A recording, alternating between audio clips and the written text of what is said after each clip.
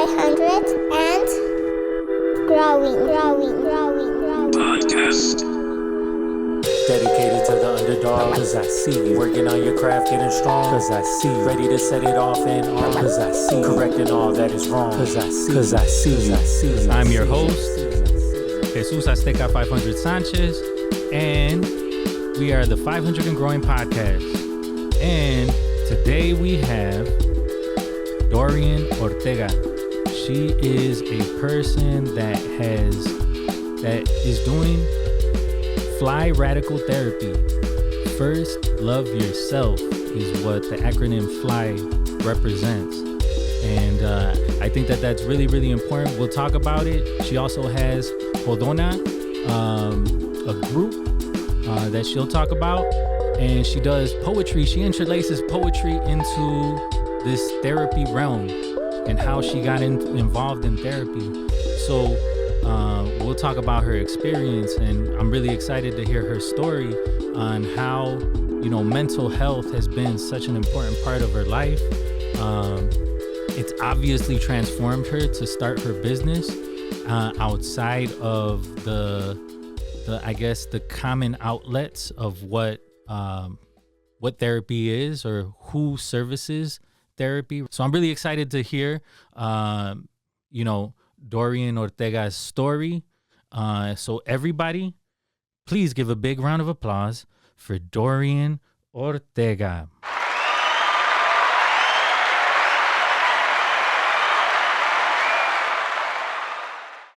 Welcome. Nice. Yeah, so I have to give you the digital round of applause because it takes a lot of courage to come to tell your story. Mm-hmm. And so I'm really excited about,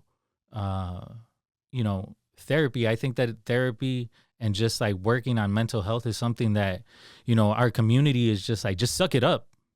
What do you mean? Like, stop complaining, just go to work, do this or do that. And, there are a lot of traumas that we suffer as young people and we don't really deal with them until we're older. We kind of carry them on our back. And it's important to unload those things, but it's also important to do it in a place that's safe. Because if you start unloading all this trauma, you could potentially re-hurt yourself. We'll get right into it. Like, how did you grow up and where were you? Yeah. All right. Well, thank you for having me, first of all. Very appreciative that you want to hear the story and really grateful.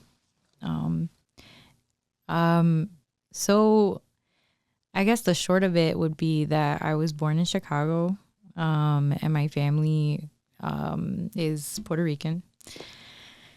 And at a young age, probably in second grade, my family moved to the northwest suburbs of Chicago. Mm-hmm. So I was raised in the northwest suburbs of Hanover Park and Hoffman Estates. And then at 18, I moved back to Chicago and went to school, undergrad and like graduate school, and lived in Chicago ever since. Mm-hmm. I have 2 brothers, 1 sister. I'm a child of divorced parents, of blended family. Okay. My parents divorced when I was about in second grade. That's when we moved. Okay. Yeah, I have the same experience. And was raised with my mother. She remarried and then divorced again, and now she's single. My father remarried and is with his current wife still, and we are a blended family. Okay. We are in a place where we coexist and we, go to each other's parties, and, my parents still talk to each other and that's good. Have a relationship and check in on each other. And so it's really, that was a journey within itself. But again, I witnessed that journey, and I'm glad to share that because I think it's important for people to know that blended families exist and can be healthy. And so I grew up with my mom mostly, and then I would have my dad. We would be with my dad like every other weekend. Mm-hmm. My dad lived in the city, still lives in Humboldt Park. And so I grew up with my mom. My sister's a year younger than me, and my brother. I have two brothers that they're the same age. So my mom and my stepmom were pregnant at the same time. Okay. And where do you fall in that?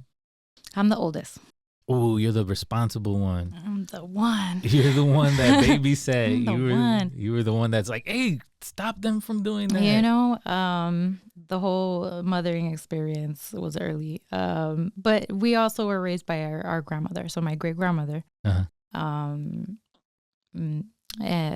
was like our major caregiver in the home. So she's no longer with us, but she was somebody that was like the extra, the main caregiver. She was our mom too at home. My mom worked, full time, and she would take care of us. And so she lived with us as well.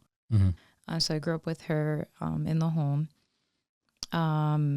And it was, she's significantly older, in this time. She's my great grandmother at the time, right? So she's, like, you stay at home. You don't, you're not. No te andas en la calle, right? Like, you just come home, you do your homework, and that's it, and I was, she'll call me callejera because I always wanted to be out with my friends and hang out. I was pretty responsible, I think. Would do my homework and clean and stuff, and then, you can't tell me nothing. I was always like, don't tell me nothing. Like, I'm gonna make my own money. I'm gonna do my thing. Like, so you can tell me nothing. I'm gonna clean before I have to go, so you can't tell me shit. I'm still gonna go. Yeah. And my sister's like the middle. So you covered your bases. I covered my bases, not like my sister though. She didn't care. She didn't give a fuck. She was like, I'm gonna go anyway. I don't care about none of those things. I'm not her. So she was very just like, free or rebellious, very free. The one that fought back, I was always like, Ahita ma bonita, and she was just like, so she's only a year younger than me, so we're really close. That's my ride or die. That's my, like, my best friend, my yin yang. And we had an interesting relationship growing up. I think we're the closest that we ever were. But younger, during the split of my parents, like, that was hard for us to get along. We fought a lot growing up until we got to high school, and we're like, no, you're cool. And I'm like, yeah, you're cool too. Let's put the weapons down. You got the art locker. Like, come on, let's share space. The art lockers were like the big lockers. Oh yeah, where you put the big folder in. Yeah. So I'm like, you got the art locker. Like, we can share space. It's right. It's so convenient between classes. Like, let's get along. Nice. So, we got cool, and I don't know. I mean, growing up, I think I loved to be in school. I did feel like it was a safe space for me.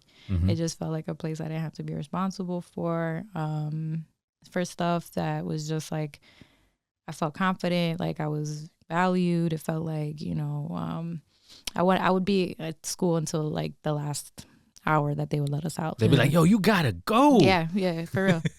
The after school programs, it was really a social butterfly. So I really, I didn't do sports. I was not into sports. My nieces, I'm like, I don't know where you got that from, but I was in the social club. So we had like multicultural club, we had African American club, we had dance club. I was in all those. Yeah. So that was like where I would spend my time. And then if I were to hang out with friends, and I had a boyfriend at the time, it was like, we hang out with with them, and you got to come to my club. You got to join the club. And boyfriend's band, boyfriend's band. We go see, his friends, music and stuff like that. So not that I didn't hang out with like white people. There was just like certain, ways that we of course integrated. Like, some of our friends would be in bands, or like I was into rock and ska at the time, and like, we would just hang out with the alt kids, and that was the experience that I had. But definitely a mixed crowd, and when I say like segregation was real, it was just like not too much interaction. I didn't say I didn't feel like overtly racism, like where somebody actually said something to me. But it was the vibe, of like how the staff might treat certain kids. Like, we didn't, there was just like, y'all exist, we exist, we just don't, we coexist by not getting in each other's way, kind of thing. Yeah. You're not invited to the party. It's not that, and it's also like no shade. Y'all are over there, we're over here, we just do our thing, y'all do your thing, and maybe we'll go to I wasn't really into like pep rallies and like that, like football. And I wasn't into that stuff. So I was just more like into my friends, and I started working too. And when I was like 17, once I started working, I got a car. I was trying to go to the clubs that would let us in, to be honest. I was a little club head. We would try to get into What kind of music? Reggaeton. Reggaeton was popping at the time. Okay. Reggaeton and, mostly salsa. If we could find a club that let in 17-year-old girls, we were there. Yeah. Me and my friends were there. So I loved driving to the city to go to the hip, to like literally just walk around because we thought it was exciting. So that was like my high school experience. Okay. Andando en la calle, siempre. And then how did you transition into college? Like, what was that like? And then kind of majoring in psychology, right? Because I would figure like you were in that field somehow. When I applied to college, I remember a recruiter had reached out from UIC to our high school, and it was a Lattice program. I don't know if you're familiar with Lattice. Or if you're a Lattice kid. No. I went to Northeastern. Okay. So, so Lattice was a representative came from Lattice, and that's how I actually got into UIC. Because I have a really poor ACT score. What? Very poor. I was good at, my GPA was awesome. It was like 3.7. I'm not going to say like I was a genius or anything, but 3.7 was my GPA. I mean, if you could hold a 3.7, you were doing the work. I was doing decent, but I had a terrible ACT score. You didn't retake it or anything? I retook it and did worse. Ooh. Was it just the pressure? I don't know. I think I just, I have the test anxiety for sure. Okay. And so that's how I got into UIC. UIC let me in because of my GPA. And I had to do the Lattice program. So that meant I had to do a summer bridge program. Which is good before getting into the actual college. So, I had to take certain courses that didn't count as credit. Yeah. In order to like be in like enter, the 90, the to 90, enter into the school. 090 yeah. classes. The 080, yeah. Even though I did really well. I was really like, I did well in the actual class because I remember the teacher telling me you're going to struggle in this class because of your score. And I'm like, please don't underestimate me. I'm not the best test taker, but I'm a cumulative person, right? Yeah. So I did really well in like all the rest of my classes. Are you first generation college? So did your parents go to college? They didn't finish. I'll say that. Like they started, but they didn't finish. My mom started, but never finished. I think she got her associates. Okay. So, my grandmother actually got a college degree at a really early age. She graduated high school like really early, like 16 in Puerto Rico. And then I think she did also go, she didn't like do a 4-year degree, but I know she did something equivalent to probably an associate's too. So did they the reason why I ask is the thing about Lattice and like Northeastern has Proyecto Palante, although I wasn't part of that. Yeah. I learned about it in doing some graduate work, is that they help first generation students like really know the gamut of higher education. Yeah. So like what my mom didn't know, like my mom never went to college. So my mom didn't know to be like, hey, you're failing this class, like you got to get a tutor. Or where are the tutors? Or, is there a way that you can retake that test or whatever, right? Like I had to learn all that on my own. And I had really great professors that were like dope and were like, yo, I understand that, and kind of like helped me through that.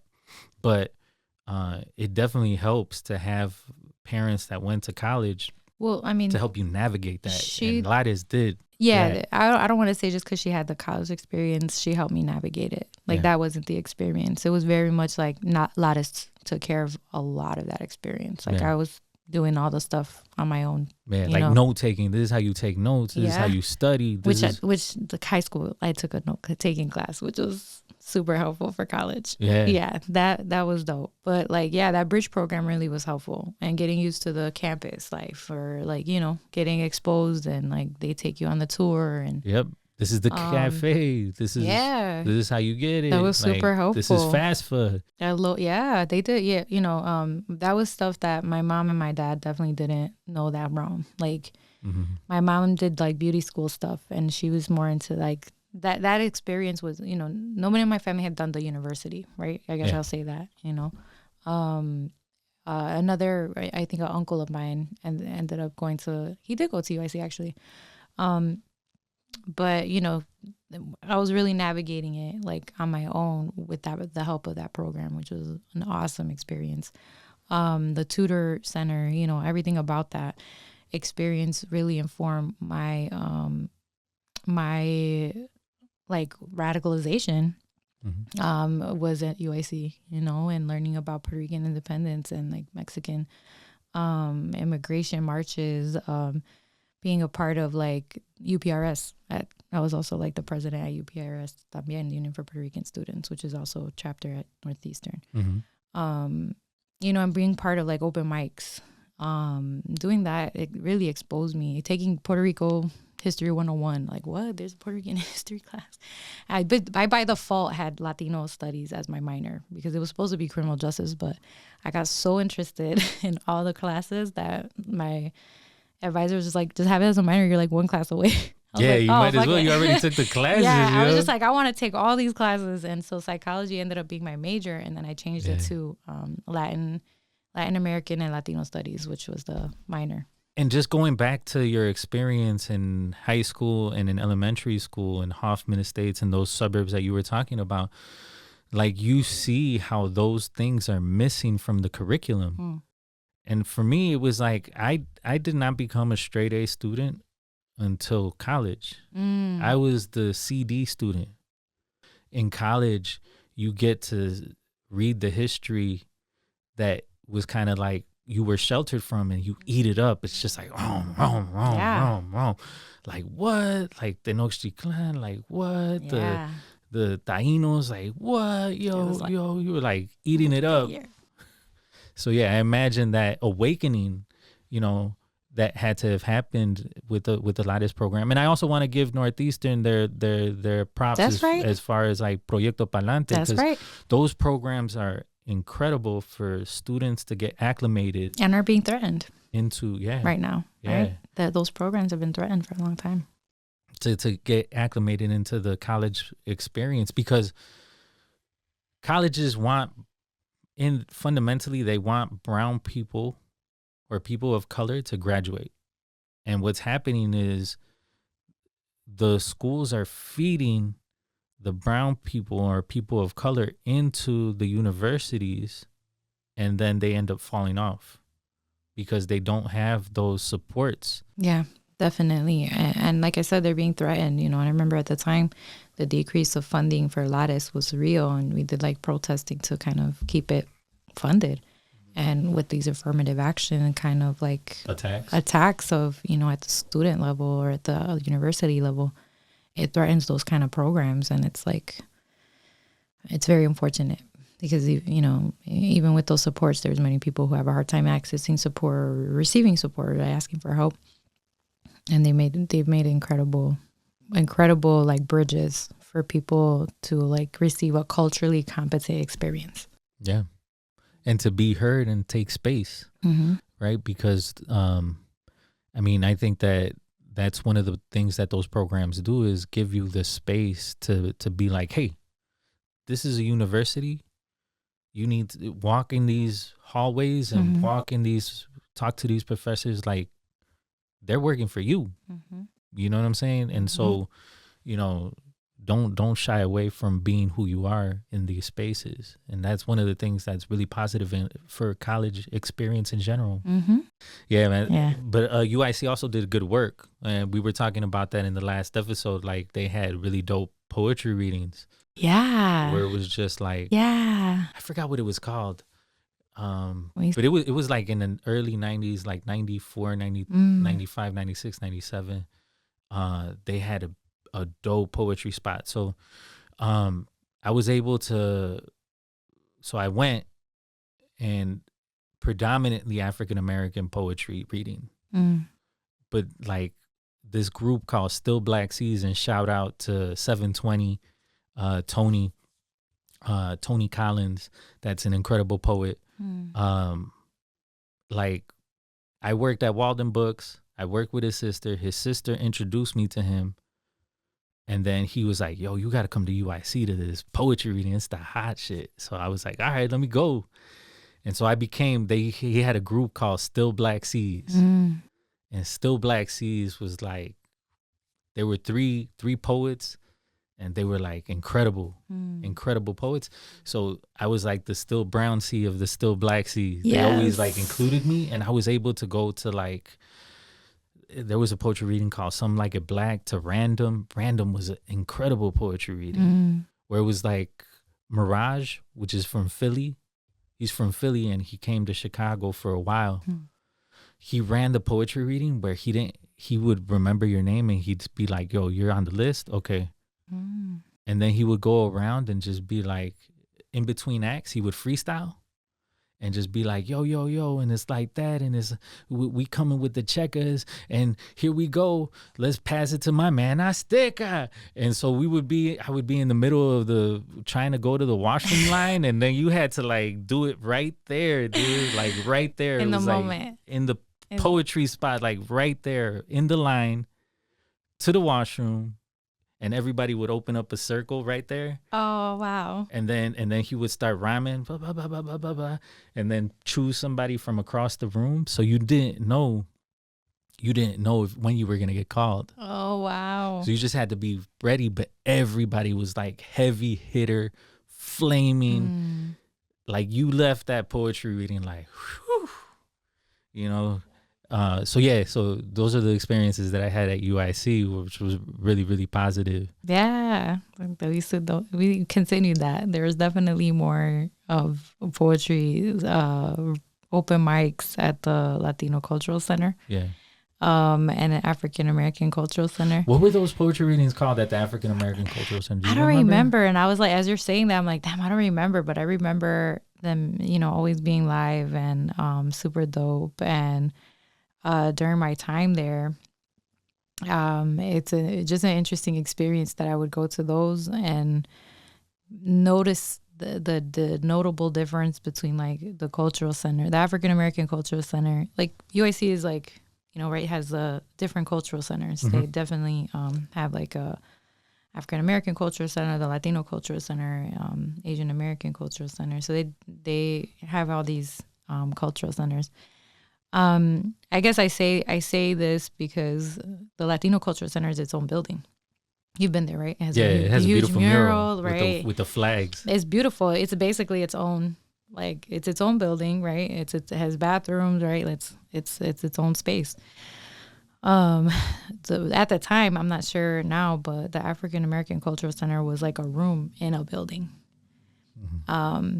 And I just think that's just interesting. It's just interesting to note the difference. So at the Latino Cultural Center, like, it's a big space to pack too. So it would be live, like, but at the time I remember connecting with the host at the African American Cultural. Yeah, I was about to ask you, man. And we did a collab. Yeah.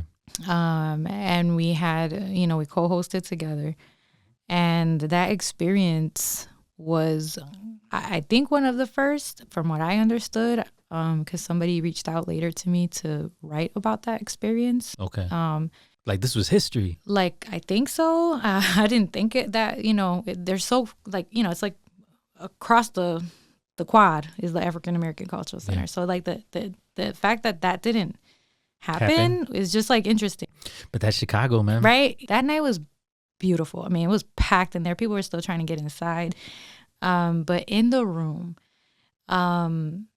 beautiful night, right? Beautiful poetry readings. In the room, there was a split. Like in the room. It was like a wedding. Black folks were on this side. The groom. Latino folks are on this side. I'm standing on this side. Yeah. My African American brother standing on this side.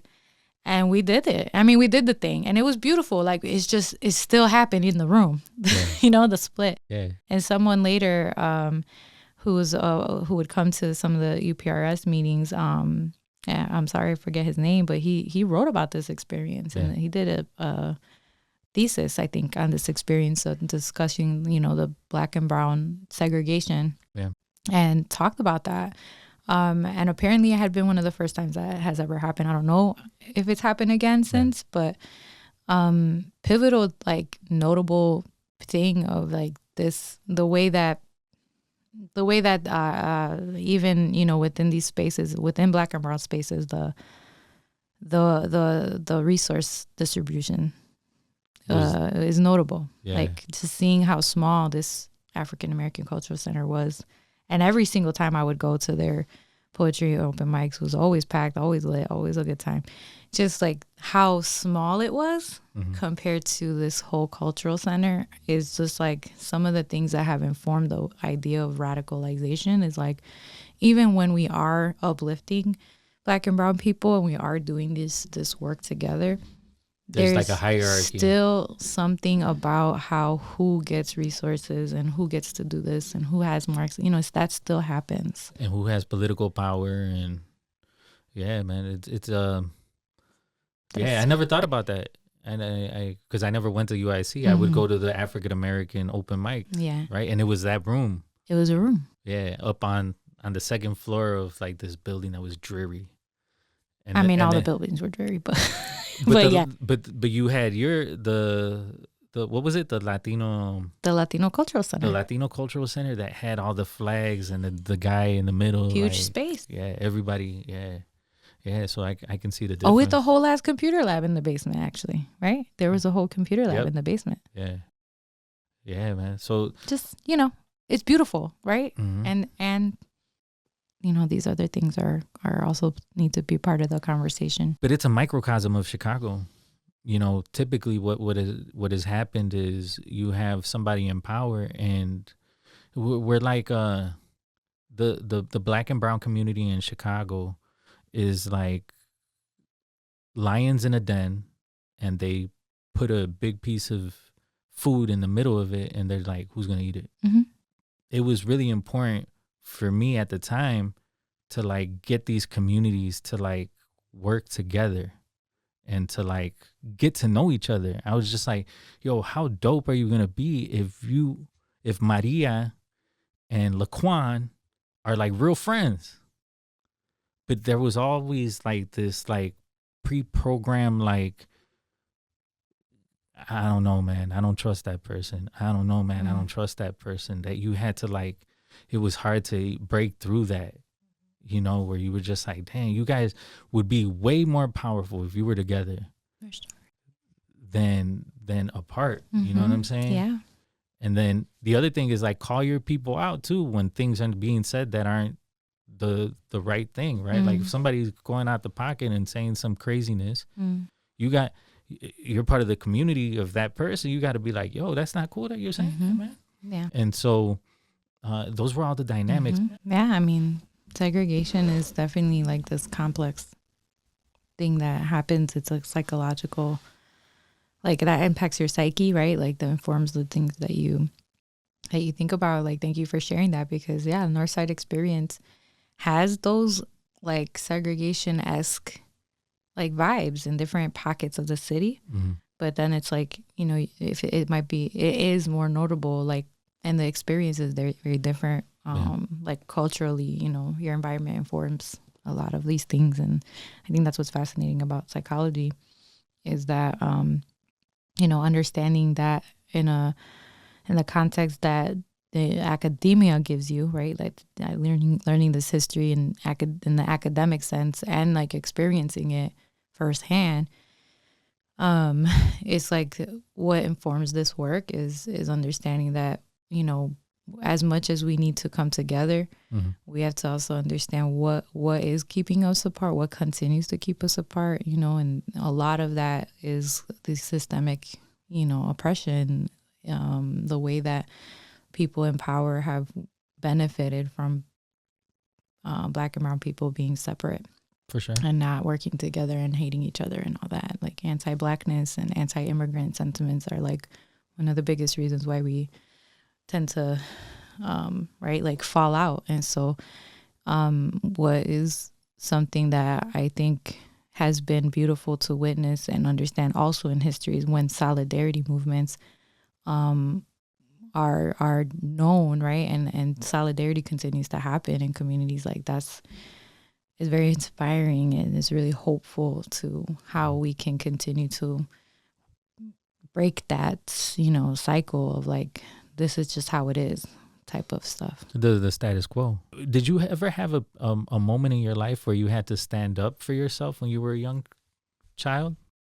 You know, the alcoholism that ran in my family, having to stand up to my own mother in the way that came out, and then kind of having to stand up to my family, like, yo, like, tell her something. Like, I'm a young person and I can only do so much, but like, y'all are grown. This is your friend. This is your sister. This is your daughter. Like, tell her something about herself, you know?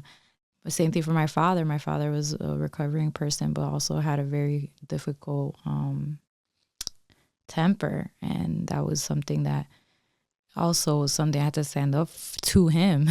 Like, when I'm thinking about who have you had to stand up to? Him. Really, my whole life, you know? And having to tell people around you, like, yo, tell him something. Like, what the fuck? You know, this is not how you talk to people. This is not how you talk to your child. So those kind of experiences are like what makes me very firm in boundaries today, and especially with family. And I place them very strongly with people outside of my family. But things like raising your voice, or like certain things that you would say, you know, are very strong. I have very strong feelings, and like lines across the sand type of stuff where, you know, if you say those things or believe those things, they're not willing to be challenged about them. That's another thing. Like, not that I cancel people, but if you're not willing to have a conversation or learn something different, that's really hard for me to be in relation with you. Yeah, for sure, man. I mean, for me, it was just like, you know, there was a point where, you know, I had to stand up to my dad, like you were talking about, where it was just like, the Selena moment, I call it. Yeah. I call it the Selena moment. Yeah, I tell it to my remember. clients. So you remember Selena? No, I didn't watch the movie, or maybe I did, but I don't remember. But it didn't impact me like that. But let me know. Tell me about the Selena. You need to go see it today. Okay. It would have been her 50th, I think, this year. Yeah. They were making a big deal of like. So, but they're always making a big deal of Selena. They should, as they should. She's amazing. She was, but I call it the Selena moment, where you stand up to you. So there's a scene in the movie where Selena is into the band member, right? So she dates, you know, she's the guitar player, right? She's dating the guitar player. And, you know, her dad doesn't like that, obviously. And her dad has a lot to say about it. But there's a moment where she wants to marry him. Like, they want to get married. And she knows her dad's going to be against it and he's not going to approve. So what does she do? She does it any fucking way. She goes and gets married. And then she goes to her dad and says, I got married. And what? Toma. And they have I call it the Selena moment. Like, you know, I say this to my clients too. Like, you had your Selena moment. You did the thing anyway that you didn't, you know, your parents weren't going to approve of. And you stood up and you still faced them. And you stood your ground. And I think that's how you kind of sometimes earn their respect and maybe even anybody else's respect. Like, just standing in your ground. Like, you do that. I think when you do it with your parents, it's like this more powerful moment because it's like, you're my creator. So like, it means you're the something authority. More. You've been telling me what to do since I was a little kid. Carries a little bit more weight than other people, right? But yeah, I call it the Selena moment. Where you stood your ground, you did what you wanted to do anyway, and you still came to love. I still love you, even though you don't agree with me. We can still disagree and still have love for each other. And respect. If you could speak to yourself as a child, what would you say to them? Oh, thank you. Thank you for going and doing something that is scary. I think I'd be grateful to the little me. I think the little me would be proud of me. I hope. No, for sure. Has to be. I hope. Has to be. Yeah. But what advice would you give him? Or would you give her?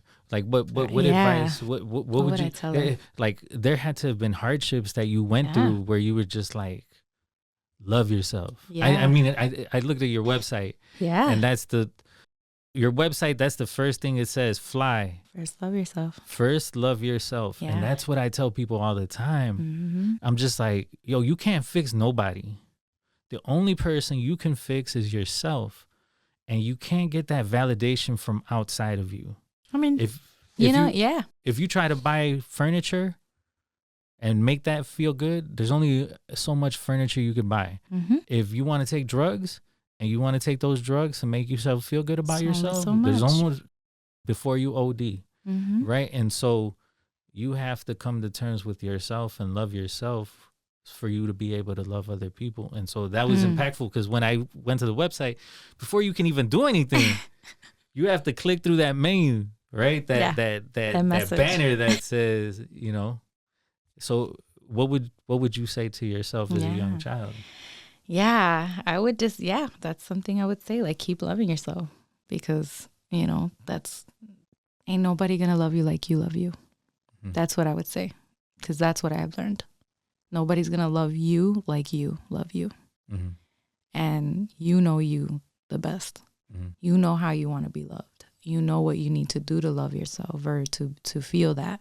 Mm-hmm. So keep doing that. Stop thinking that it's going to be handed to you. Stop thinking that people are going to know how to love you. Mm-hmm. Stop thinking that it's just going to happen on its own. Yeah. And to be honest, like I would have exposed me to, more of that.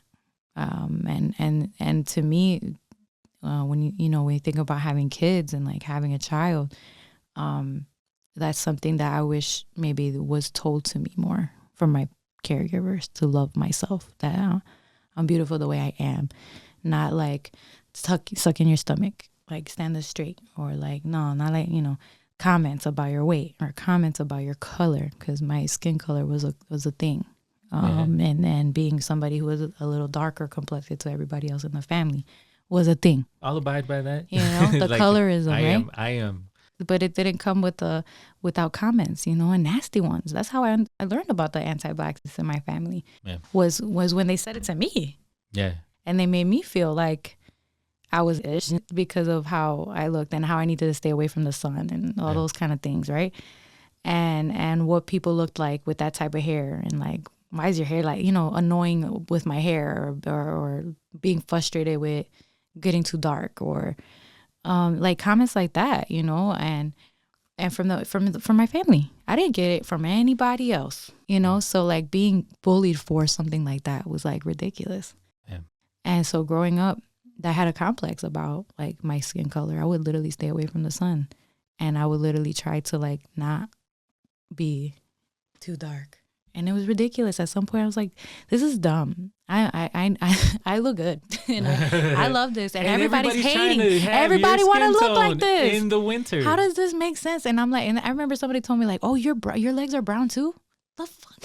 Yeah, I'm brown all over. It's like, it's kind of everywhere. Yeah. But like the way that people like were, it's like, so you're saying this because you're salty that you don't have the skin color, and then you're trying to make me feel bad for having it. It was such a weird thing. Yeah. And I remember when my niece was born. My niece is half black and half Puerto Rican, and her hair being a thing at 2 years old. Oh, yeah. Her having a complex at 2 was a real big pivotal moment for me. Oh wow, she had a complex. Like you could tell that she was like, I wish my hair was straight, Didi. Oh man, I hate my hair. She told me, and that was 17 years ago. And that moment was a very pivotal time where I was, I think, in grad school. I had just graduated. I can't remember. Yeah. But that was a moment where I was like, no. You're not gonna wait until you're in your 20s like I did to actually love yourself and actually like appreciate your whole ass body. Mm-hmm. And I was very adamant about, don't talk about her hair, don't talk about her body. You had to like protect her from other people who were making comments, family. Mm-hmm.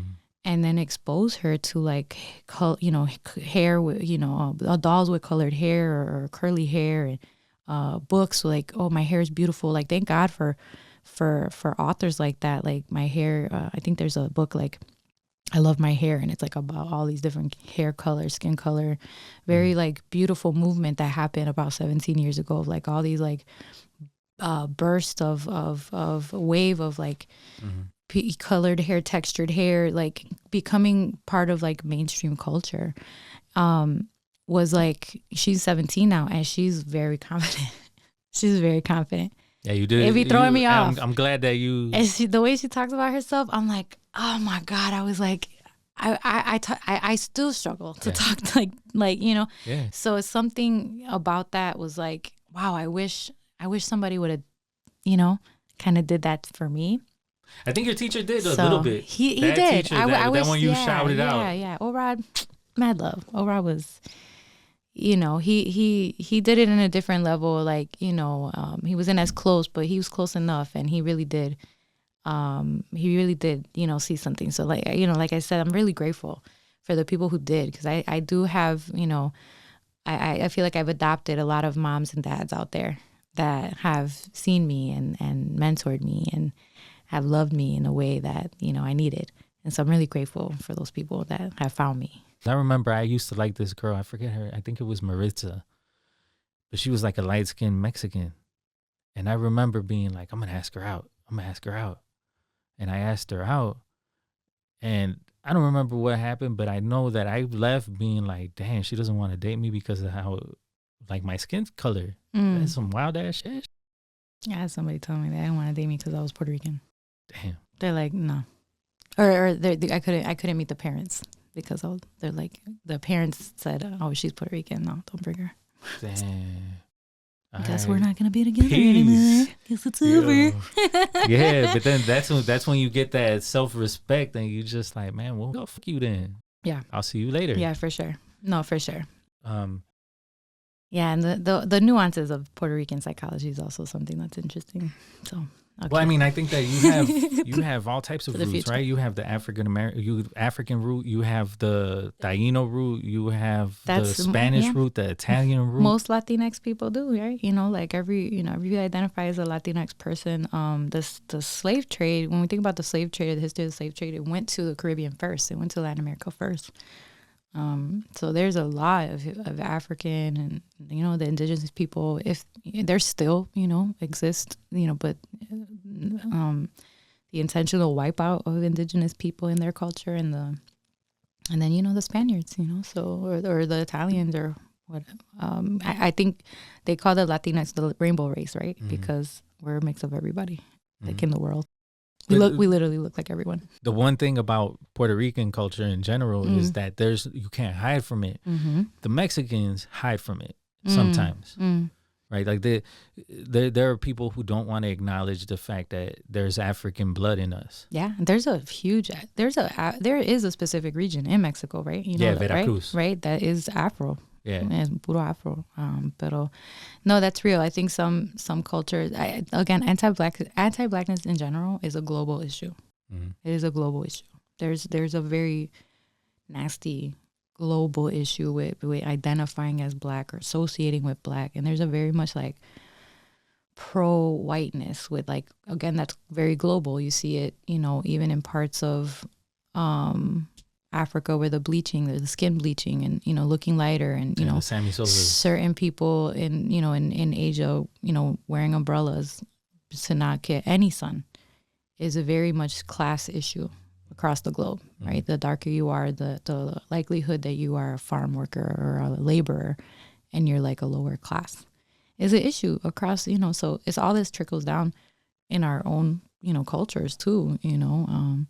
That's why, like, the identity and, like, thinking about the psyche and the radical part of the therapy unpacks those things, because radical therapy is about how systemic oppression affects your mental health and impacts your mental health and well-being. And that's going to be different for different people, because we're all, like, essentially, when anybody goes to therapy, it's a crisis of identity. Mm-hmm. Some sort of phase, some sort of moment, some sort of grief. Mm-hmm. And usually around who you are or where you're at or what you're trying to do or who you were. And where you're trying to go. And so if we break that down and understand the nuances, how identity has been messed with by colonization and all these other, you know, complex things that has happened across history, it's a lot to uncover and unpack, and a lot to say about the resiliency of people. Like the resiliency of owning your culture actually makes you a mentally healthy person. Mm-hmm. And the way that you integrate with your culture and the way that you are able to, like, understand these things makes you a healthier person. Mm-hmm. The more you move away from your culture, and the assimilation process actually makes people mentally sick or ill. Yeah. Yeah, because you're moving away from your own self, your beauty. You're wishing something else. You're like the thief of joy is comparison. And so when you start comparing who you are to what other people are, and like wishing that, like you gotta love this. You know what I'm saying? Stanky draws, naked. Like you gotta love that. You could want to improve it. But you gotta love it, and because, man, when we talk about like people who have passed away, like, you know what I'm saying? Like when you figure out how finite life is, it's just like, yo, you're not gonna be here that long. No. And you might as well love yourself while you're here. Yeah. You know what I'm saying? And thoroughly, you know, and really, because of all of what I shared, you know, and all we're talking about with systemic oppression and why this is so important for Black and brown people is because it is an act of resistance. Like loving yourself is a revolutionary act because it means that you care about yourself enough to stay here and do something and take up space and persevere. And, you know, loving yourself means like not just like saying nice things, but it's like taking care of yourself, like sleeping, eating, you know, connecting, doing things that are joyful, pleasurable. Those are all resistance because there are certainly still people that exist that don't want us here. What were some moments where you stood at a place where you needed to pivot to pursue something or to do something where it's like it was life changing, like you needed to invest in this and you needed to like believe in yourself and you needed to coach yourself through this because not everybody makes this decision, right? Like what was that, and how was that experience like for you? January 2020, before the pandemic or before, right, was when I made that decision. It was like months before, so like 2019 was like when I made the decision to do that. I left the organization that was a therapy practice that was aligned with what I enjoy, which is doing therapy in the streets, essentially, is like doing home therapy. But again, like the pattern that I was noticing in these spaces, which I'm coming to understand as a business owner, the pattern I kept seeing about, you know, like produce. We don't care about like, and not that we don't care about the people, because essentially if you're in the wellness service industry, you have, you know, ideally you have to care about what you're doing, you know, and then there's the business side of things. And so what kept being a challenge for me was like really avoiding the way that we can't have like these transparent conversations about like having just working spaces, like having very realistic expectations of people when they need to be off. You know, like working in nonprofit life is an interesting experience. You know, you have a passion for what you do, and then there's lots of other ways it can get stripped away with how you have to produce and show numbers, and you know, and all those things are really important. I'm starting to I've learned that now. Is that you can't just do the work, and you know, but part of this is I need to also include how systems are a part of people's experiences. Like we can't avoid that conversation, especially when we operate in a nonprofit that like that gets grants, and you know, like limited, all these things trickle down, you know, the laws and what people experience. So if we're not like educating the people that we're also working with, it's going to be really hard. We're not also taking care of the staff, and that was a big issue, is this the staff burnout. The consistent pattern of staff burnout that I would notice in these spaces, like not considering the care and just continuing to pack on clients, was like something that I didn't like, you know, I wasn't for. So that space, unfortunately, that I worked at was one of the reasons why I decided to like make the jump and the leap to try to do this on my own. It was always part of the plan. I gave myself, once I got like my higher license, to be able to do that. I remember receiving advice from a psychologist that was in private practice, And she was like, post license, give yourself about 5 years to start a private practice, because you want to be, you want to have enough experience under your belt before you kind of take that leap. Yeah. I did 7 years. I waited 7 years. 7 and 4 are like magic numbers for me.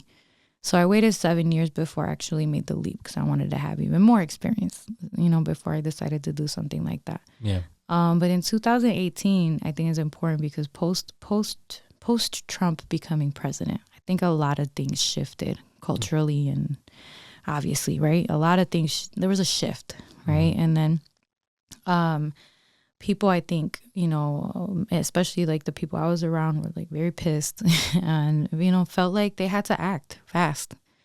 And so I noticed myself and other people around me were like getting really adamant about like, we got to do some more organizing, or there's some things that have to change. And so then some, natural disaster occurs. At the time I'm working in Humboldt Park, and I'm working for an organization as a therapist and kind of helping to lead resources there. And Hurricane Katrina, Hurricane Maria and Irma hit Puerto Rico. And, working in Humboldt Park, I was also working with people and organizers, independistas, and they organized lots of efforts, relief efforts to Puerto Rico before like even the government did, right? And that was a time that we started, we held space, comrades and I, good friends of mine, who would do open mics at UIC, who would do open mics at Bate Urbano, which is in Humboldt Park. Mm-hmm. We started to do open mics just as a space to like release the helplessness that we felt and to just kind of create space. And then it started to become a monthly space that we would activate to have a closed mic, so to speak, because I was always part of open mics, right? But this was something I wanted to do different, given as I'm a therapist, and I want to integrate like vulnerability here and real like time to unpack stuff. Yeah. And so we would do what I'm calling now is closed mics, was essentially is like a circle where we would all open mic speak, yeah, and kind of share, but also give a chance to actually unpack. Yeah, like a closed AA meeting. Yep, exactly. I'm a trained therapist, so support groups is kind of how I imagined doing, running them. Yeah, that's dope. So it was like therapy-esque, but still like opportunity where I would give a prompt word. I give 7 minutes on the clock and play some music, and whatever you write, whatever comes out, and we unpack it together, and then we end with a meditation. And that was what we did with Healing Jodonas. Mm-hmm. It was a space for people who are agitators, for people who are artists, for people who are resistors, to intentionally have a space to unpack some stuff that wasn't performative. It was more like, I got some shit to say and I need some help here or support here. And how did you navigate that space? Because you imagine like there are those spaces don't exist necessarily. So these people are coming with all of this angst and they're kind of like regurgitating it. And how do you reel it back in, or how do you like help the person who just like let go of all the stuff that they've been holding on for so long? Like, yeah. What was that like? What was it like to navigate that space? I see therapeutic spaces. For me, therapeutic spaces are like how I learned what Reiki is. Mm-hmm. And Reiki is about energy exchanges. Mm. And that's how I see therapy and how I practice therapy. I see this as an energy exchange, because I also participated in the circles. So I'm yeah, here. You have to, because then you can't be like, y'all be vulnerable and I'm gonna be right here. But I would participate, but I also wouldn't always share. Oh, okay. It's because I want to center everybody else, as and to be able to do that, you want to give the opportunity first. But obviously, if nobody says anything, I'm like, all right, let me spit my shit. Let me just share what I have. Yeah. But it was really a space for me too. Yeah. I come with this experience, and I come with these resources that I wanted to utilize this opportunity to share with people in case you wanted to learn. It felt like an entry point for people for therapy is what I wanted to really do. It's just like, yo, I'm a therapist. Like, I'm Puerto Rican. I also find poetry very healing. I never really talked about my feelings. Writing was always something that came natural to me, even in high school. And it was just a natural way it came out in rhyme. I don't know how it's happening in my brain, but it's just coming out like that. I'm just freestyling. I'm freestyling. I can't do it off the dome though, so don't ask me. But I can do it, writing. It's se me sale. I can't remember anything I say, so don't even ask me that either. But I'm one that que se me sale, it's on paper and then it's done. And that's how I dealt with my feelings. I had to get it out on paper, and that was like how I was able to release. And then I was like, okay, I could breathe. And that's what I wanted to share with people, is like, this is a exercise that we could do together in a shared space, and we're all reflecting on the same word. This is what you got to say, this is what I got to say. But what was always notable was that at the end of the 7 minutes, people always circle back to something that's optimistic. On very rare cases, somebody was like extra dark all the time. But in most cases, in like writing, when I imagine the emo kid in the corner. Always, and there was always, just one person who was like, I ain't never gonna feel optimistic. And I was like, cool, that's your piece. That's your piece, and that's fair.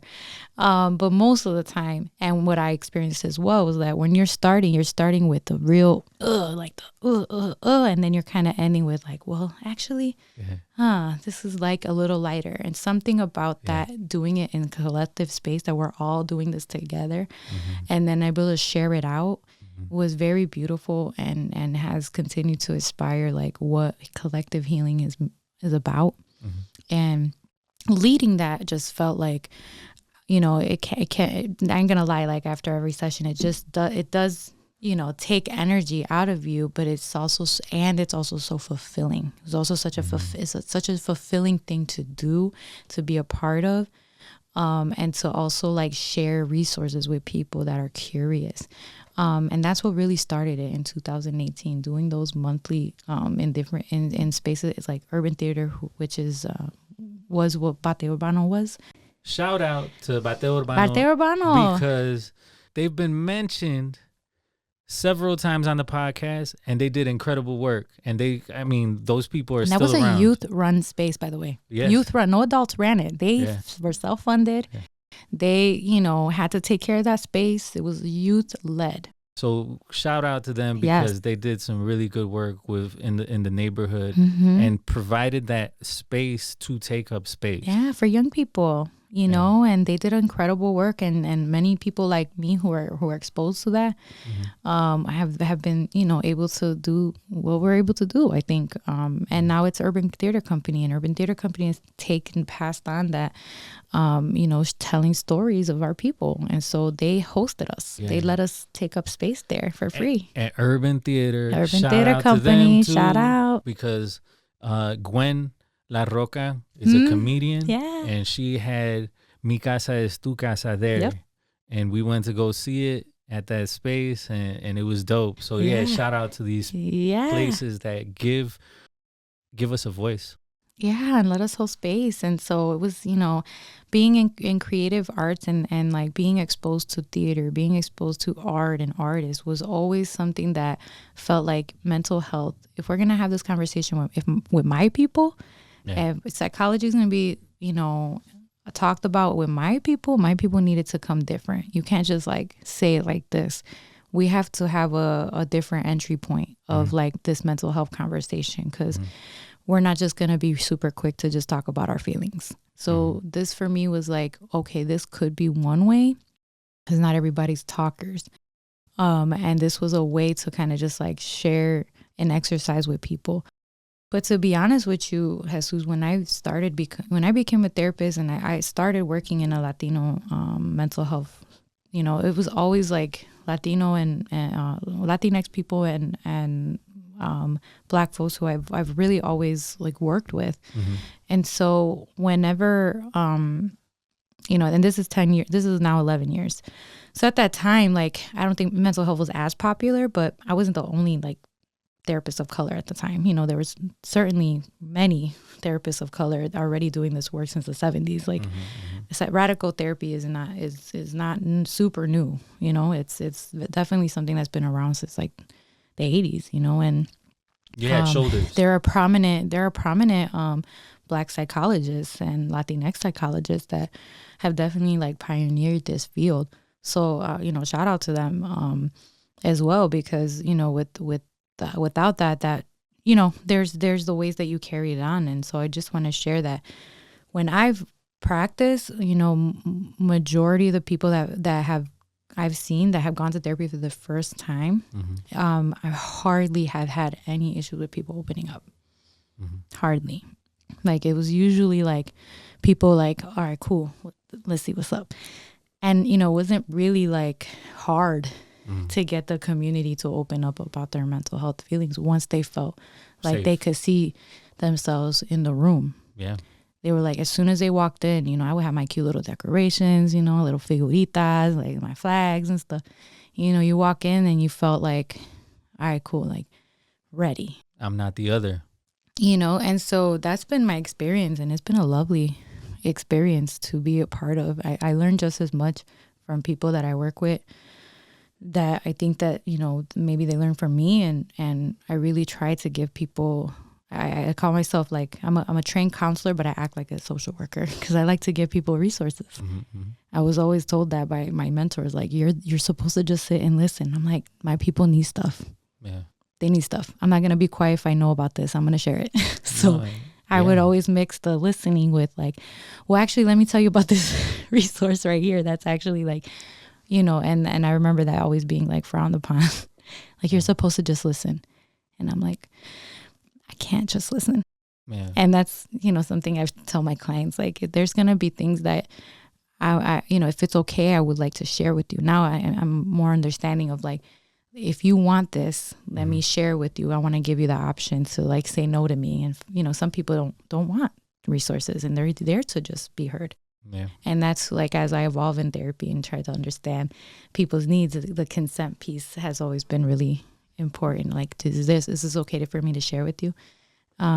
And most of the time people are looking for something beyond just being heard. Well, it's like going to college, right? Like when we were talking about going to the university, and it's just like being first generation and not knowing what things are out there. There are communities that have had these services forever and know that these services exist. And so when you're stepping into a space that you've never been in, doing something that you've never done, you know, those resources are very important. Where you're the counselor, where you're kind of like giving the resources is very important, because the work doesn't only happen in that room.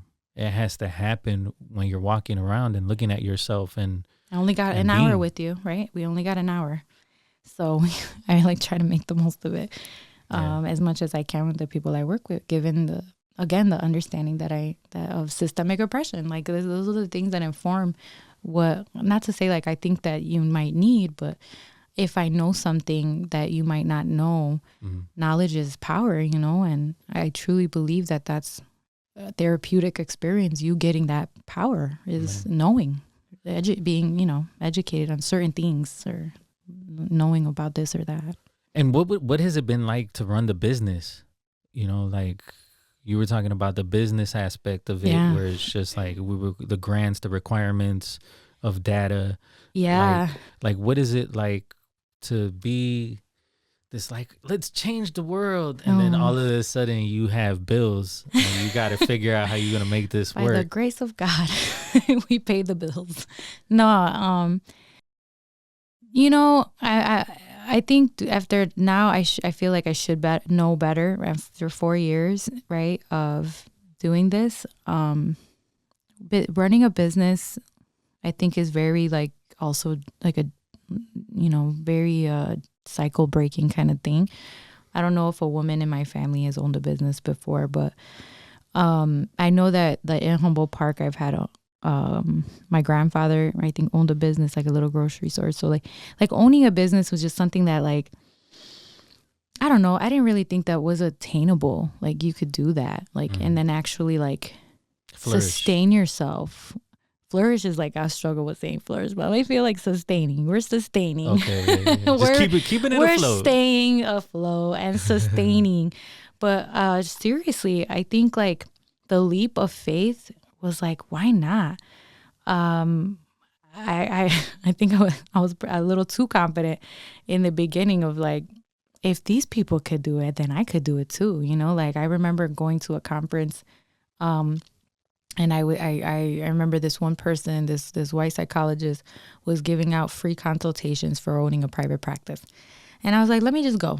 I'm gonna go sit in there for, see what, because I'm really getting ready to kind of do this. Let me pick their brain. And let me pick your brain. And this guy was like, renowned, right? Sells all type of books, whatever.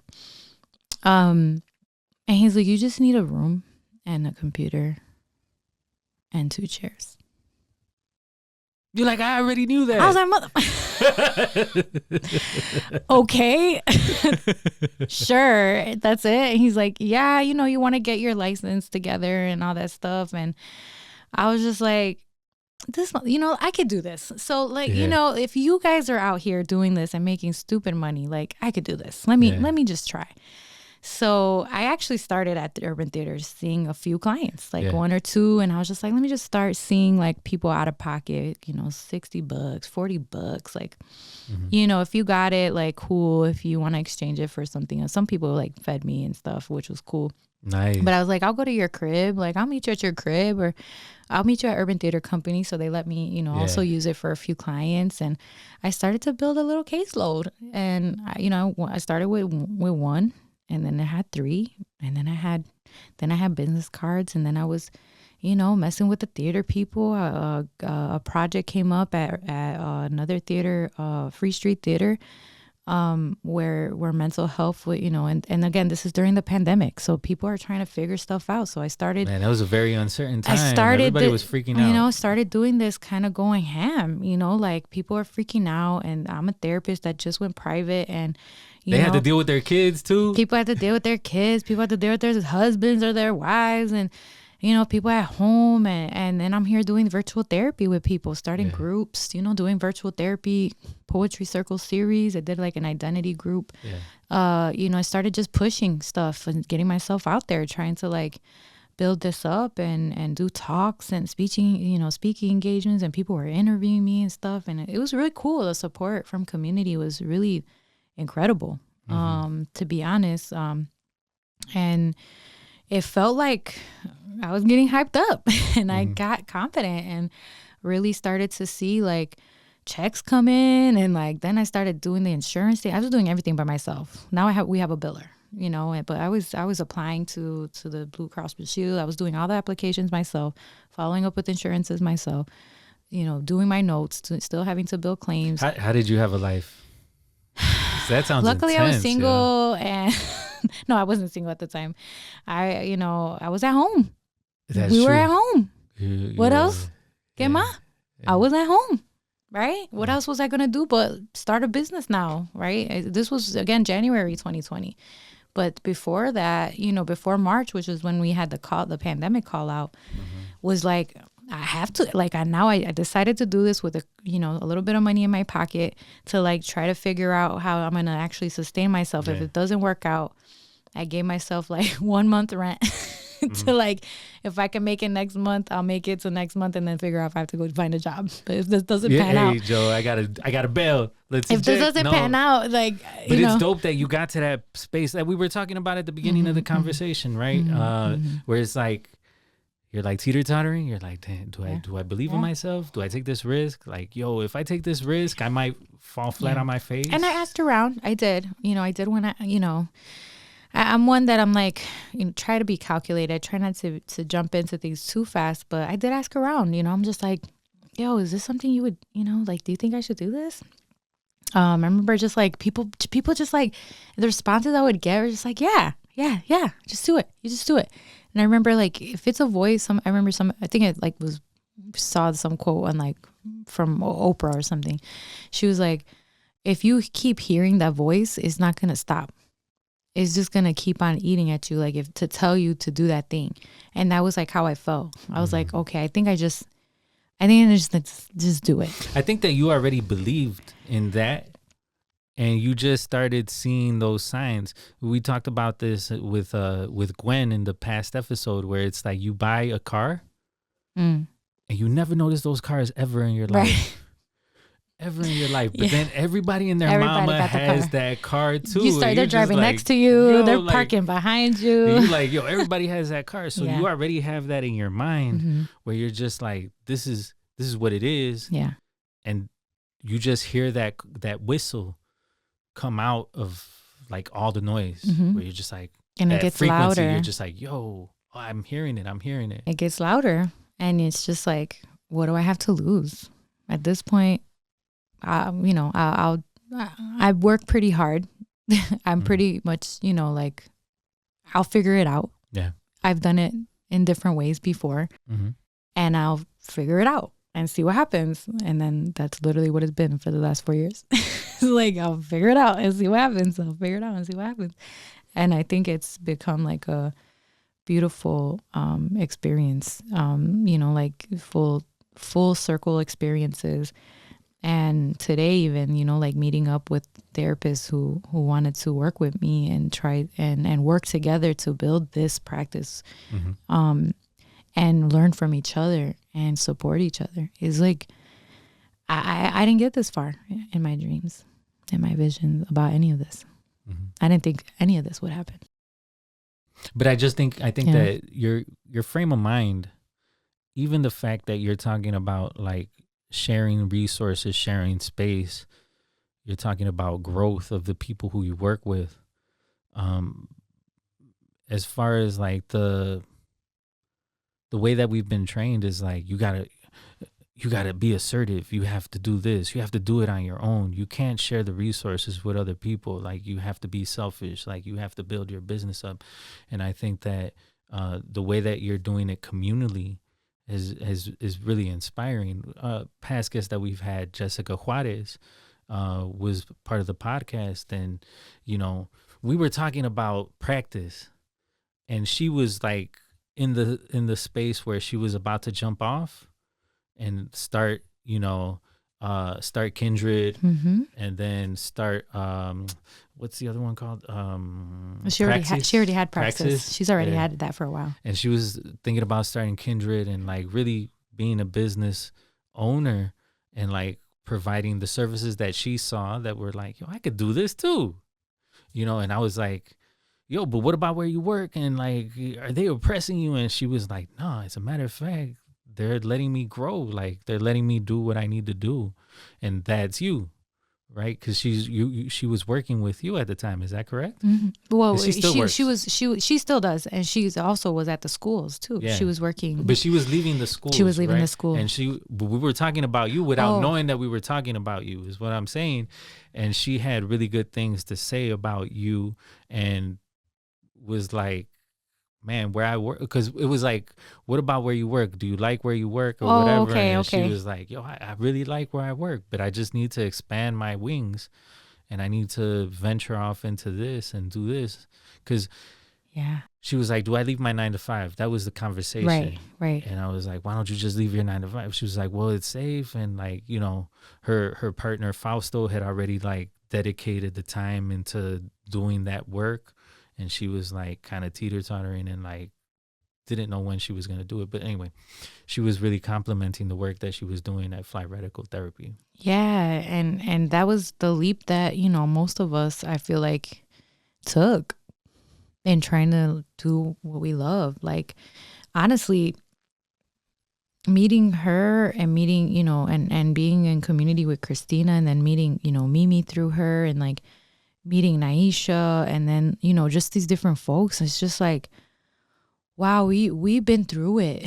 Like, being a somebody in this field who is trying to break the mold of the field that it puts on you, and knowing that we're all rooted in ancestral knowledge and ancestral wisdom and healing, and that this field of mental health really like, it's mixed. Two things can exist at once. Like, we were taught really helpful skills and have the field renamed a lot of things that's old information.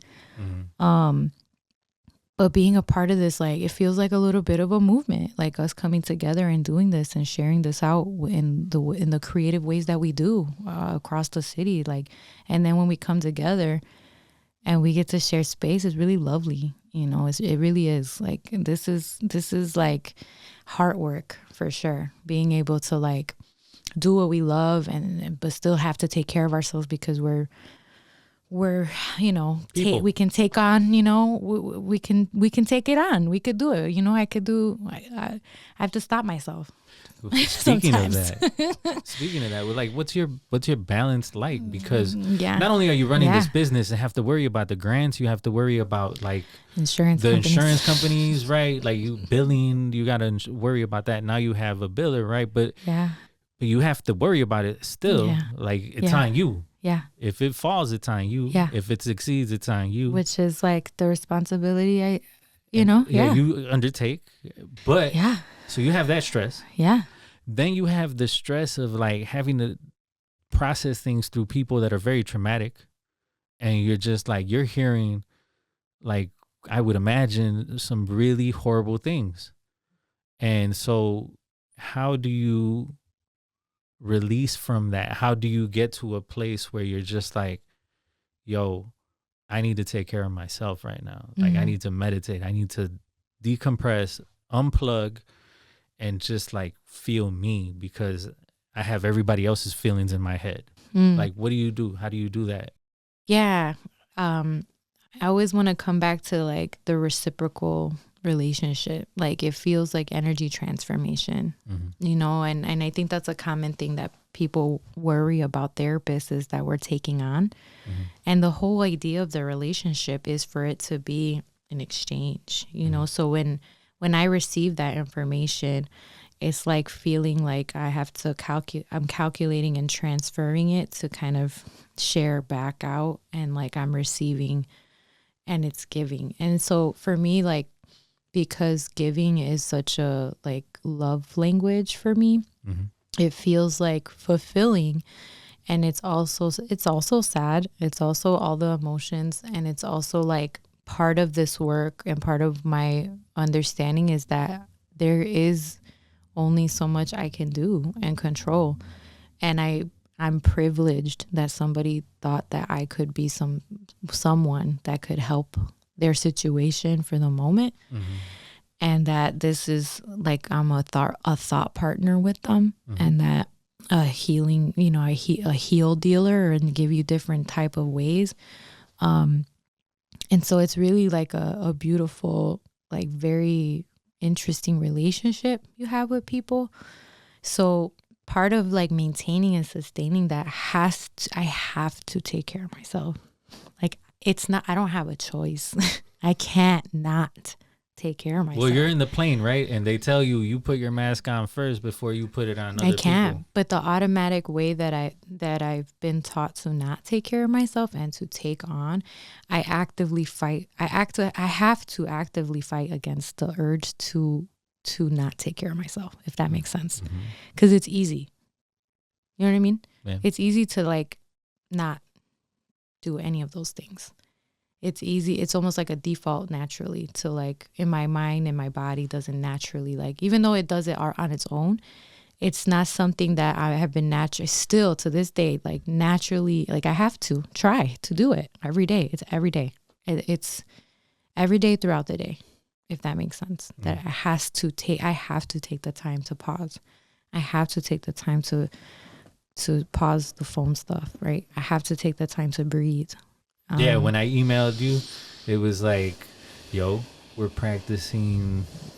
Your message pretty much says we're practicing about automatic reply that's on vacation mode all the time. Yo, you'll get it when you get it. You'll get it when you get it, and when I'm ready, because I've had to come to, and it's not to be arrogant. It's not act like it doesn't come off that way. Yeah, I'm trying to actively unlearn urgency too, you know, and you could be a business person. And you could also respect your boundaries. I think you have to, because that's how you could burn out, you know, and then you give up. And then it's like, you know, and it's easy to do that because it's scary. Yeah. This is scary to do. You don't know what's going to happen next month. Yeah. You don't know.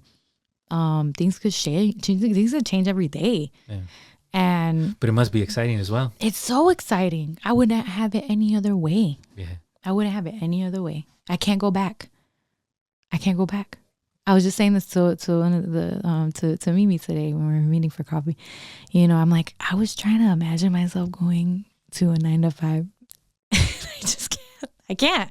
I can't even imagine it now, which is like weird for me because I was always somebody that since 17 I've always done 2 jobs. I've always worked like 2 jobs, and I include school as a job because I've always done that since even today. I have now 3 different, most of us at work contracts. So most of us see our clients and most of us are also workshop facilitators. Mm-hmm. So most of us facilitate workshops too and teach as at colleges and schools. And, most of us do other stuff. And I think all of us love that we have the option to not just be stuck in one place. And whenever we meet and we gather, we're gathering all across the city in different coffee shops. So it's like all of us are on that vibe of like, we like the variety. We like the change. We like the, I was just telling Mimi, she's like, I think it's ADHD. And I'm like, it probably is ADHD that we're so hyper. We like to be all over the place. Yeah. But I think there's something about, and I want to challenge that because I'm like, maybe it's because we were, this is freedom. Maybe this is. It is, man. We were geared to be workers. And this is mentally healthy. You know that, variety and learning something new is mentally healthy for the brain. It prevents Alzheimer's. It prevents dementia. When monotony actually it leads to illness. Yeah. Doing the same thing every day will actually leave you more susceptible to a mental illness. Well, that's what boxing does. I mean, everybody's like the CTE, right? Like that's real for like real boxers that are doing it professionally. But like amateur boxing, what I do is like problem solving. Like your opponent is a problem and you got to solve them. And so it's like you're having to think complex. Like people think of boxers maybe, and they think of like Sylvester Stallone in Rocky, not the most intelligent person, didn't have the options to be anything else and ended up being a fighter. And there is that. But boxers are some of the most intelligent people because they have to think on the fly. And they have to make decisions and alter plans, and like that keeps me healthy. Quick on your toes. You get punched with that left hook, you got to figure out how to block it. And if you're always ready, you never have to get ready. Yeah. Right. And that's what I think about this work too, is like, I think that it's important to take care of yourself, and that also informs the way that you practice. And the way you take care of yourself is going to change, right? The way that you even physically take care of yourself, even like the way that you train, like it can't be the same every day because you won't grow, right? Like you'll plateau.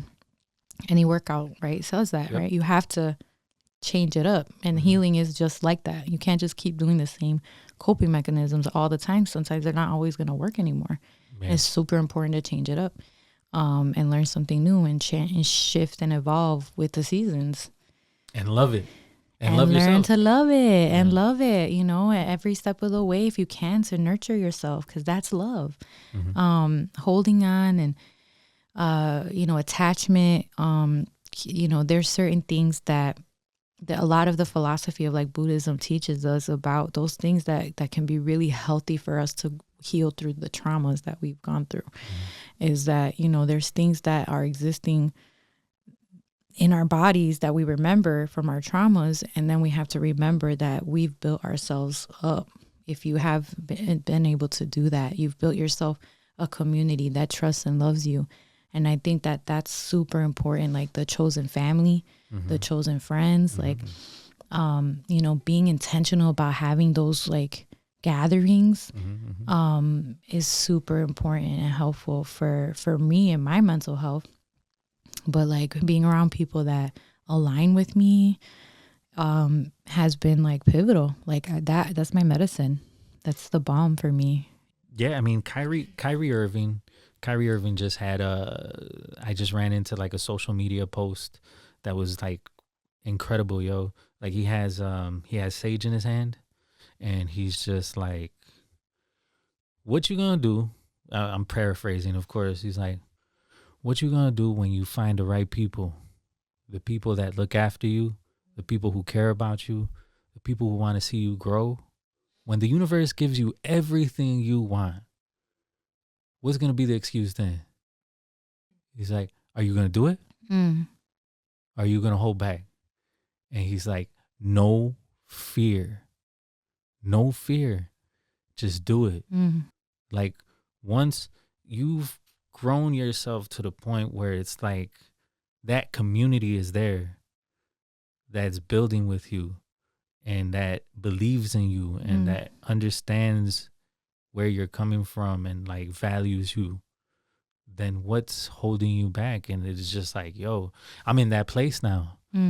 There, through my alcoholism, I had like a lot of fake friends, and you figure out that, you know, there was a coping mechanism that I was just like, I wanted to feel like I was part of something. There's nothing there was nothing like going to the bar and being like, I'm gonna get you around, what you want? And then it would be like, well, I'm getting around, what you want? And by the time you know it, you had 8, 7, however many drinks, right? However many people you were around. And now I have that community in my space that has nothing to do with that. You know what I'm saying? And it's like you get to see the authenticness of people and just like building around even family, right? Like even people in your house where you like, you start building a little bit more and more intentional. And there's like what Kyrie Irving was saying, when you have everything you've ever wanted, what's going to prevent you from jumping now? Like, are you going to make an excuse? Are you going to like say you're not going to do it because of this or this, or are you going to do it? Right. And you got to do it. And so I think that that's one of the reasons why I wanted you to be a guest on the show, is because, or on the podcast, is because, you know, to stand on the edge of like, you know, the 5 years they told you, you have 5 years, you started counting down, you played it safe, you had that 7, the 2 extra years, you were just like, what do I do? And that leap that you took had to have been something that was scary, but exciting at the same time. And that's the space that I find myself in. Yeah. Is the scary but exciting time. And so I have the people around me that I need now. You know what I'm saying? Good. And so it's a good place to be. You know, scary. It's a beautiful struggle, as they call it. A beautiful struggle. Yeah. Right? Like, there's nothing like it, though. There's nothing like it. And it's like, when it almost makes you, you know, if you're going to work hard, right? Like, if you're going to work hard and you're going to bust your ass for something, why not do it for something you love and that you're passionate for? Right? Like, that makes it, I feel, like worth living. I know somebody told me, if I'm not creating, I'm not living. Brenda Figueroa, shout out to El Schomburg Gallery. She said that, like, if I'm not creating, I'm not living. And if I'm not, you know, so I'm like, if I think about that, like, I'm in a place where I'm not allowed to create something, I'm going to have a hard time growing. I'm going to have a hard time like living or feeling like I'm living. Yeah. Or learning. I think that, you know, if you were to sum the way that I think up into a little bottle, it would be like, I want to learn as much as I can before I leave this place. No, right? I share it as much as I can with everybody who want to hear me. Yeah. So like, I want to learn how to DJ. I want to learn how to make podcasts. I want to learn how to, and I mean, it might be like that addictive personality that people say. Listen, we got to channel that energy somewhere. Yeah. And so it's just like, I want to learn how to do it. I want to be the best at learning how to do that. Or like, man, I'm going to make a mural. We're going to put all our energy into that. And so I think that, your story is very inspirational, because not only are you doing radical therapy, which is like breaking the mold as far as like the way that you think about yourself and the way that you think about the world, or a different perspective of how you're thinking about the world, but then you're also doing it within yourself. You're doing it with your team, right? You got really good people around I've seen the through the kindred and through working with Jessica and seeing what she's doing, I've been able to see parts of F.L.Y radical therapy. Yeah. The hoh-dohn-x and the F.L.Y radical. Where do you see them going? Yeah. I think that this is a manifestation day. So I'm going to share that what I like to see happen is that there's like little, like, how there's you heard of flagships? Yeah. So I was thinking of F.L.Y ships. Ooh. And just thinking about different places across the city that that F.L.Y radical therapy can be practiced, and in like a F.L.Y ship or flagship kind of way. You know what it reminds me of, just real quick? Yeah. So there was a map. It was called the Green Map. Have you ever heard of it? Yeah. So it's like the Green Map where you used to go down the south side, the south, and you had to figure out where it was safe and where racist people were hanging out, where not to go. So it's like having those, like you're saying, flagships. Oh, I love where that. It's like you go, this is a safe space to be yourself. I love that idea. I didn't think of it that way, but ideally, I want to be to be real. I want to be in Puerto Rico. Ooh. I'm going to be doing this in Puerto Rico and have retreat spaces out there, or a space out there, and that's where I want to be, and kind of see how, again, like how this could go. So I remember somebody asking me, like, did I want to franchise this? And I'm like, because at first this was going to be a beauty salon. What? Yeah. It was going to be F.L.Y therapy, not radical, but I have to throw my radical in because I'm a political person. But originally the idea was going to be F.L.Y therapy, and F.L.Y therapy was going to be in a salon, a beauty salon, and it was going to be, and so this still might be a thing that I want to do. And it was, the original idea was that it was going to be, because again, therapy was a taboo at the time, and now it's like, now I love that it's more mainstream, but it was going to be in that the salon is like kind of the front, that go get your hair did. Go get your hair there, but there's therapy in the back. No one will ever know what you're walking in for. And it was going to be a setup to kind of get people into therapy. So it's going to be like your nails, your hair, and then there's a therapist in the back in case you wanted to go do that thing. And I had a whole idea of like a package deal, where like you get your hair done, you get your your nails done, and then you get a therapy session. It's like a spa day kind of thing. Nice. But that was the original idea, and the original idea was that. And when I was talking about it with a friend, he was like, "Oh, you could franchise that." And then when he said franchise, I was like, "Ooh, I don't like that." And so they gotta make the fries the same way. I don't know about that, like because every place is ideally different. It shouldn't. This shouldn't be the same thing everywhere. It Especially should evolve. Therapy. It should evolve wherever it's gonna be at. It shouldn't be. I do have a model, and there's a four tier, like four pillar model of the practice, which is feeling words, body awareness, circles or systems, and spirit. So we incorporate those four kind of pillars in the work that we do, and pair it always holistically. So like thinking about like how you pair feelings and expression of feelings with like creative writing, or how you pair understanding how your feelings are in your body, or how your body's affected by emotions is kind of paired with movement.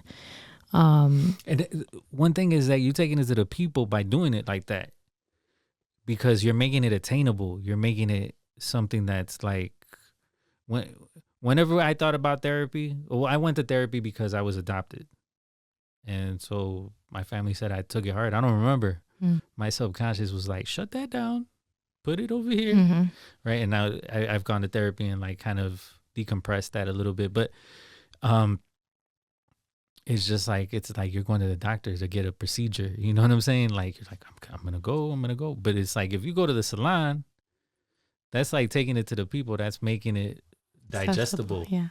And I did kind of taste it during the pandemic. I did do a therapy like group in a esthetician salon. So there are spaces doing stuff like this. I remember learning about a barber shop in the South who's actually doing stuff like this.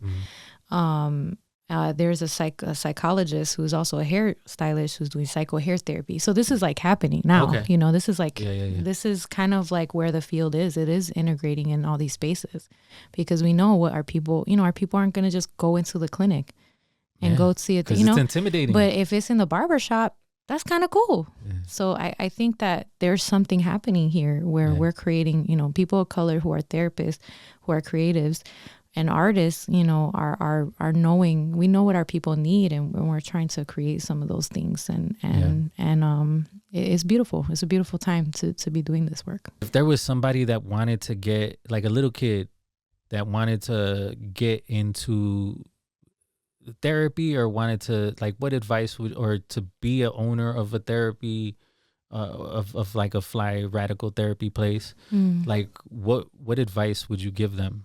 Yeah. I think that connect with mentors, connect with people that you look up to that have been doing this work. Do your research.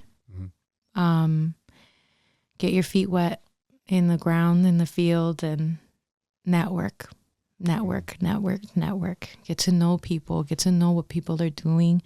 And don't be afraid to connect with people that you're curious about. Like, in the way that I thought about this practice is also, how do we intersect with other healers? It's not just about therapists and other therapists, but we have to also get to know actual, like, yoga practitioners, get to know the actual people that you would refer, like, a therapeutic practice to somebody you're going to work with. Physical therapy. Build your resources up. Yeah. Be a resource for people, because therapy is not the only thing that people need. Yeah, for sure. How can people reach out to you? And, like, what are your social media handles? What's your website? Yeah. Like, if they wanted some F.L.Y radical therapy, some come get the merch. First love yourself. Yeah, the merch. The sweater. I should have worn my sweater today. And I saw the merch. You should have worn your sweater. But I'm, pre-Palestine, so. Yeah. But yeah, we have merch now. Got a crew neck that says "First Love Yourself." So FLYradicaltherapy.com. Okay. We also sell, Christina's an herbalist. She also sells a tincture on there as well for rest. And at F.L.Y Radical Therapy is the Instagram handle. F.L.Y Radical Therapy on Facebook if you're on that. I think I got a TikTok, but I'm not really active on it. Yeah, neither am I. I got to get active though. I should, but I have my relationship with social media is shifted, and I really think, I'm trying to have a healthier relationship. For sure. So, and you were talking about setting boundaries, those boundaries as well, right? Like, used to post family pics all the time, man. Like, I'm very about it with AI. Right. Like, they take all those images and then they all of a sudden they make a poster for a movie or something, and then somebody that looks like your daughter is gonna be on there. It's wild. So you gotta. Yeah, it's wild. That's why I think, like, we have to have a careful relationship with social media, but also, like, it's a tool, just like any other tool is a tool. Yeah, it's been a tool to pop off the practice, to be honest, because the practice is not necessarily. It's not on I want to say free, but you're paying for something sometimes, right? But having it be a platform where people could get the referrals, and it's always been word of mouth, the practice. It's not been on, like, Psychology Today, which is a very popular platform that therapists put, private practice therapists put themselves on that website, which is great, and there's more website, memberships that are doing stuff like that. But I very much have valued that this has been a word of mouth experience where people, have heard about the practice from their experience. And that's authentic though. That's something that I really value, and have been very proud that people have, like, people are going to come in with the trust. Yeah. So people come, ready and have heard what we're about. And I like to kind of keep it that way, because that's how we've been able to, like, getting referrals, filling up your client number roster. That's real. People try to get clients and fill their, caseloads as we, call it. And so it's been a very, very honorable, like, privilege to feel like people connect with this space because of the relationships that have been built. So it's really dope. Well, thank you for making it to the 500 and Growing podcast. Thank you for having me. I appreciate you being vulnerable and talking about like your practice and your life. I believe that it's going to inspire the people that it needs to inspire, right? Like, and you know, I'm definitely inspired. Let's go. Let's do this. Let's do this. Thank you. So I appreciate you. Thank you for making it out. And we're out. Thank you. 500 and growing. Podcast.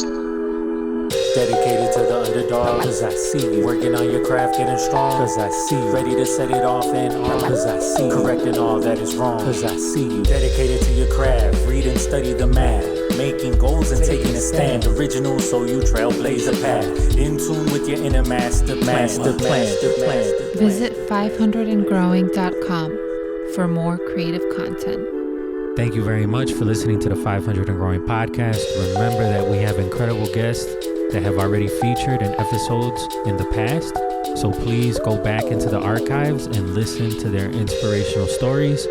And then remember that we have incredible guests lined up for the future. So please follow on Instagram at 500 and Growing Podcast. Remember to follow on Spotify or Apple Podcasts or any of the major podcast platforms. You can also check out 500andgrowing.com for more creative content.